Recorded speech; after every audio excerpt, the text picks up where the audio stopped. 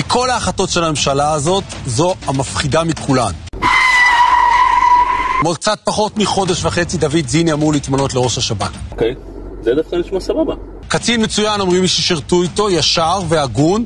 עדיין נשמע טוב.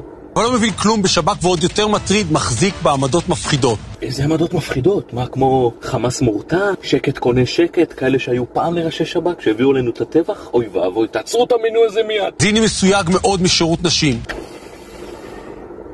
בעבר לא הסכים שפקידות ישרתו בלשכתו. לא, אתם מעיפים אותי. אתם פשוט מעיפים אותי.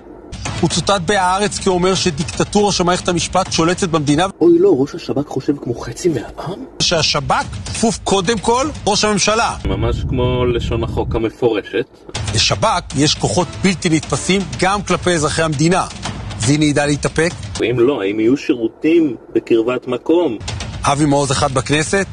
ממש מספיק לנו. מספיק למי רביב? אזרחי ישראל באמת בחרו אבי מעוז אחד בדיוק, ואם הם ירצו לבחור עוד, זה מה שהם יעשו. לא הבנתי מה אתה מנסה לקדם פה. זה אמור להיות דיווח חדשותי כאילו? אז תן להגיד לך משהו רביב דרוקר, אתה הרבה יותר מפחיד אותי. באדם שמשתמש בכוח שלו לרעה ומדווח את הדעה שלו כאילו היא חדשות, אתה הרבה יותר מפחיד אותי.